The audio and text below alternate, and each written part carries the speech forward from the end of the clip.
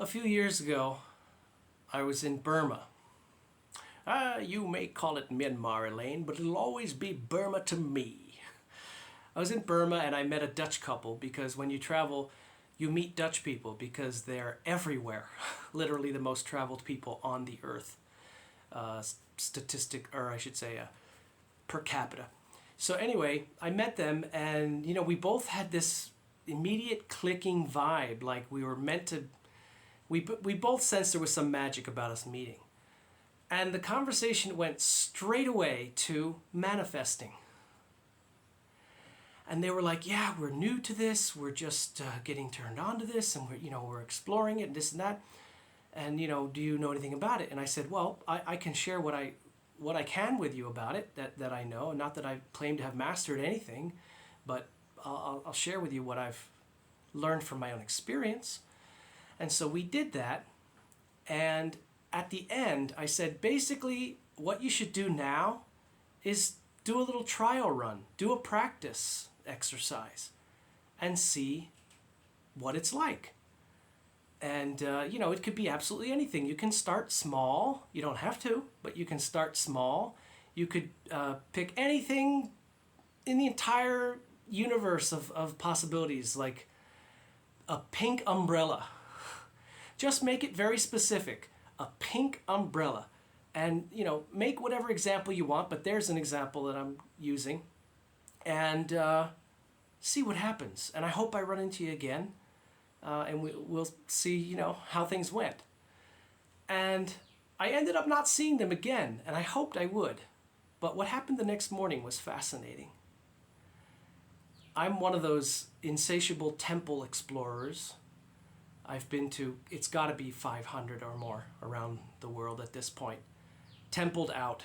And I was there in Bagan, if you know where that is in Burma. It's the best. But anyway, I couldn't wait the next morning to get on that little electric motorbike scooter and start zipping around and exploring these ancient temples and everything that's around the Bagan complex. So I was looking for places that I knew I hadn't been yet, and I found this one very narrow, winding, sandy road. If you've ever been there, the sand is about a foot deep. You can't even drive on some of it. But it was remarkable how I just said, okay, that looks like it's someplace I've not been, at least from this angle, and I zipped in with the bike, parked next to the first temple that drew me to it. I felt drawn to, okay, this one, and kicked the kickstand out, looked down on the ground. What do you think I saw? Pink umbrella on the ground right there. Now, you could say, big deal, pink umbrella. It's not the point. The point is that it demonstrates that we are in a constant state of manifesting. In other words, matching to the frequency that we are being. Objects, people, experiences, and situations that resonate with that and match that to varying degrees of exactness. And I think that by my saying to them, a pink umbrella, something that I didn't want, I wasn't wanting a pink umbrella at all. I just visualized it, felt that it is. And it was the first thing that happened to me the next morning. It's important to remember, again, we are never not engaged. We are never disengaged from manifesting or attracting realities, people, encounters, and situations to us that match our frequency and what we have specifically visualized and condensed into actuality. We are constantly in that state. And how appropriate that little Chauncey just showed up at my lap, and I sensed that I wanted to have a little gray boy kitten, even though I have a lot now, and he is number 9. And I even was asking around to some people, where is my little gray boy? Do you happen to know? I even asked an adoption agency where I got Percy and all that. Oh, we don't have anybody. We had a girl, but I said, no, I said, he's a boy. I'll wait for my little gray boy. He'll come. And when, boom, here he is. And he didn't come in a way that I expected, and he didn't come in a way that I controlled, because we don't do that.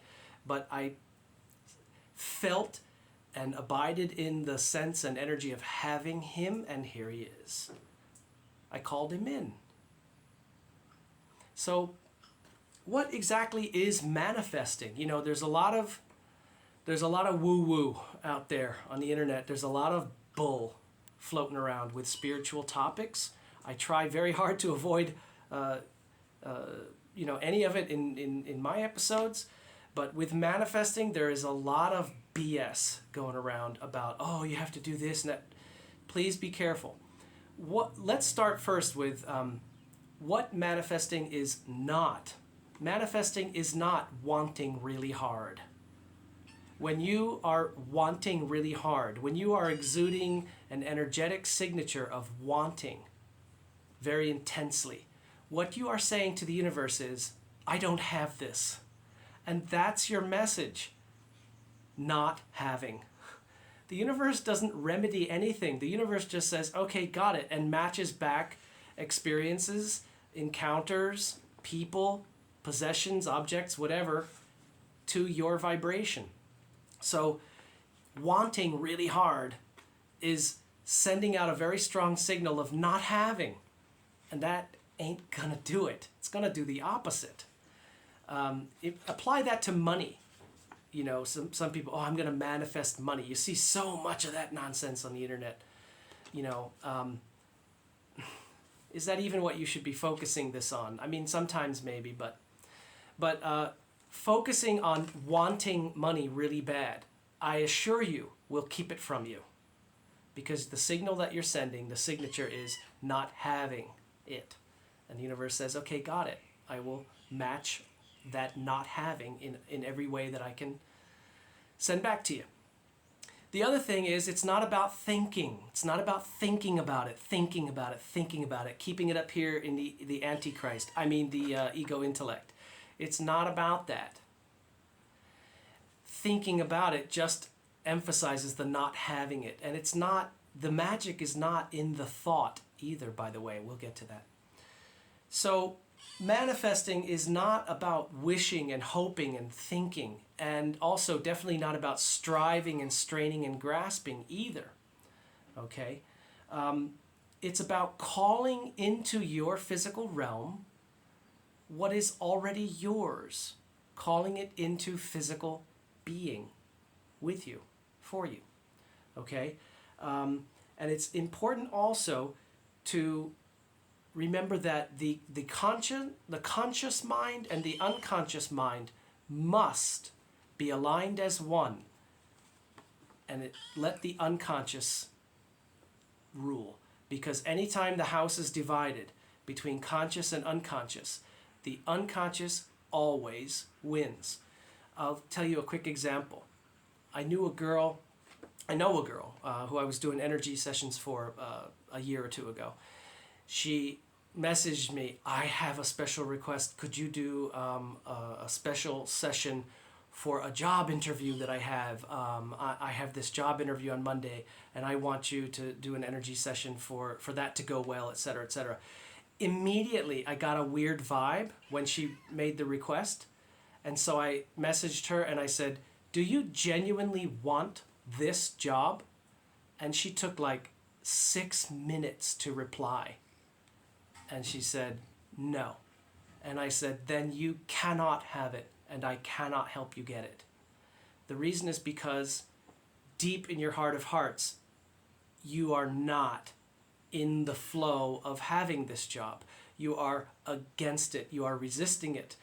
And in your conscious mind, you're trying to convince yourself that it's something you should want, but you don't. So it's never going to work, because the unconscious always wins. But when the unconscious was brought into consciousness, into the light, then she was aware that she had the choice. Do I move forward in genuinely wanting this, or do I accept that I really don't want this and I look for something that I really do want? and she wisely chose the latter, which is the only choice. You don't convince yourself to want things you don't really want. So to review what manifesting is not, it's not wanting really hard, which sends a signal of not having, which the universe matches. It's not thinking and thinking and thinking and thinking of something, which has a similar effect. And the power does not lie in the thinking anyway, the magic. It is a calling into your realm, what is already yours. Calling it into physical being, as you are being physical now too. So, another way to say it is you are accessing potentiality and moving it into actuality. That's a simpler way of saying it. You are accessing potentialities and bringing them into actualities. That is manifesting. It is very important that you do this in a certain process. Now, some people will have a different method than I'm going to offer you, but here's me on my channel offering you what I can, okay? And I have refined this to the best of my personal ability where I am now, and I can't imagine, though it's possible, but I can't imagine any tremendous breakthroughs that I overlooked or missed. But I've basically streamlined it into a 6-step process. And this is the process that I recommend for you. The first step is ask, is this pono? Remember the Hawaiian word pono, meaning appropriate, correct, righteous, good, pure, true. All things that are good, right, appropriate, decent, true, and all that. And that's what pono means. So is this pono? First thing, are you trying to manifest something that isn't any good for you, or isn't going to do any good, or could cause you trouble? Okay, so is this pono in the first place? If it's not, dismiss it. Come up with another one that is. A way to ascertain or discern whether this is pono for you, you can ask, does it serve my higher purpose in this life? Does it honor and reinforce my best nature and my highest being? Is it in harmony with that? Is it pono? If yes, definitely, your inner knowing, yes, it is. Okay, move forward to the second step. If not, dismiss that one. Spare yourself the wasted energy and the misfortune if you happen to help bring something in that isn't any good for you. The second step after that is, to the best of your ability, first, be truly and genuinely at peace with not having it, or with it not being so. Be genuinely at peace with it not being, with you not having it. Okay? Be in that state of release and repose. I am genuinely at peace and fine not having this. This is not something I am craving, needing, striving, grasping, etc. Okay?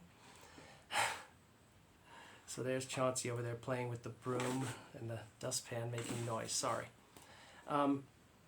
So that pertains to the opposite law. If you remember the opposite law, which is an episode I did earlier, you can look for it, the opposite rule or the opposite law. You must first be genuinely at peace not having something. You're totally cool without it before the universe will grant it to you, before divinity will bestow it upon you, before you can call it into being without any grasping and striving and resisting and all that. Okay, so that pertains to the opposite law. So there's our first and second points. And then there is the third, and this is the visualization. This is not thinking, this is visualization in your mind's eye, in your imagination, your imagination, okay? Clearly visualize the exact thing you are calling in, whether it's an object or a situation, a possession, a lifestyle, a new way of living, whatever it is, whatever that reality is. Visualize it as clearly and specifically as you possibly can. Be very specific. I had a friend who did this and said, I want a beautiful house with an orchard in the back. And you know what? In a few months, he and his wife were living in a beautiful house with an orchard in the back. However, it was star fruit, which he hates. And he said, I should have been more specific. Yes, because you got exactly what you asked for, but you didn't ask more specifically. You didn't fully use the power of calling it in that you have access to. So this is not power lust or greed. This is specificity. You know, make it be exactly what it is you want to have, experience, possess, enjoy, live, whatever. Okay? Be as specific as you can according to what it is you want it to manifest as. And that brings us to our fourth step. Engage in very sincere and deep and powerful care and feeling. And what I mean is, you obviously care a lot about this thing, or you wouldn't be doing this manifesting exercise. You wouldn't be calling it in passionately like this if you didn't care. Because something that you didn't care about, it would never come up like this. So resonate that care, and exude that feeling, the feeling. Now, what feeling am I talking about? The feeling of it already being so. Now listen carefully. I didn't say imagine what it would feel like if it would. I didn't say that. I said feel it already being so. It is already done. Amen. It is so. It is done. And now feel it done. Not feel that it is like done. Don't feel like it is done. Not feel as if it were already done. You understand? You are feeling the reality of it being already done. Okay? So, feeling it already done is, it is already so. It is already set. It is already yours. It is already born. It is already done. Resonate that feeling. You know, when the Native Americans performed their, what is called a rain dance ritual, they didn't go out and say, we really want it to rain, it's so dry, we need water, they didn't do that. They didn't think of water falling. They didn't ache for want of water. They felt raining. And the universe complied. That's what it does. Okay? So it is already done. Now, resonate and abide in the feeling it. The feeling of how it feels that it is already done. And stay there a long time. Because I'm going to tell you a secret. That care and that feeling it are the magic. And next comes the obvious resonate, massive thankfulness. By now you know that I like to use thankfulness instead of appreciation or gratitude because it is more personal and it is focused to the source. It is not focused on what is received. It is focused on appreciation and gratitude to the source as you choose to interpret that. Okay? Resonate, massive thankfulness. And remember that thankfulness is a blessings magnet. And complaining, whiny, bitterness and all that, we're all guilty of it sometimes. Me more than others. That is a blessing repellent. Let's not go there. Okay? So resonate, massive thankfulness. So stay in that caring and feeling it already is. And let that fill to the brim with thankfulness. That it is already so. Okay? That's the fifth. And here is our sixth and final point in the process. Abide in certainty and expectation of its arrival.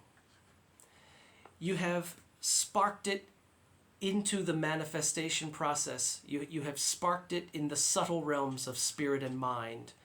It takes longer, however long it takes. Could be minutes, could be years. It's usually somewhere in the middle. But it takes longer to physically manifest in the denser realm that we occupy. Okay? It's a lower, denser, cruder realm than the subtle ethers in which we are doing the magic with mind and spirit. Okay? So it takes longer to come into actuality in the physical, but it will. So after you have done this process, be in a state of certainty. It is done. It is already done. Not, I hope this works, but it's done. I did it. It's done. Imagine if you go to a website and you order a product and you hit send and pay and send, order complete. Don't you just automatically dismiss it? Well, that will appear at my door when the delivery comes. So it's similar to that. Okay? And keep in mind, too, that you can revisit this process. You can revisit and repeat this process, but not in a spirit of, I don't think it took the first time, I better do it again because, it probably didn't work. I don't know how to do these things. No, all that stinking thinking, as they call it, get it out. It's only a matter of if you choose to reinforce with another wave of your energy. The manifestation, the birthing process of calling it in, accessing the potentiality, pulling it into actuality. Go ahead and reinforce that if you want. Understanding that you are just stirring the pot. Okay, you are adding some energy to the process. It's nothing about second guessing, doubting, and all that crap. There's no room for that. All right, that is counterproductive and could derail things if you feed that enough, by the way. So just don't even let that in, okay? Now, keep in mind too, from a taking a step back, we do not control the how these things move from potentiality to actuality. We that's not our kuleana. That's not our realm of control. We don't control how it manifests, but we are doing the triggering process. We are sparking, igniting, birthing this into reality. But we don't have anything to do with exactly how, nor exactly when. So let go of those because we don't control that. Okay? We just call it in and we receive it in rejoicing thankfulness, the highest vibration you could give it. Rejoicing, joyfulness, and thankfulness. So, to review, remember that the care and the feeling and the thankfulness are critical. They are the key to calling it in, to manifesting it, to bringing it from potentiality to actuality. The care in your heart, you genuinely care about this, and the feeling of it being already done, and the thankfulness that it is so. These are your triple gems of magic when it comes to manifesting. Remembering that thankfulness is a blessing magnet, and victimhood and whining and self-deprecation, all that kind of stuff, complaining, that is a blessing repellent, okay? So you don't want those. And I always have to credit my man Shams of Tabriz, Persian mystic who ignited Rumi. He said the Sufi is thankful before his prayers are answered. And also be equally thankful for answered prayers as much as you are for prayers denied. Because there is a higher source that knows better than we could ever fathom. And we do well to yield our self and our will and our agendas to be in harmony with that higher stream of divinity. And that goes back to the first point in the process, asking, is it Pono? Be thankful for what we are granted, for what we call into being as our divine birthright, and also be thankful for the things that we may be denied because they would have caused detriment that we couldn't foresee. We are as little children, and so be childlike, though not childish.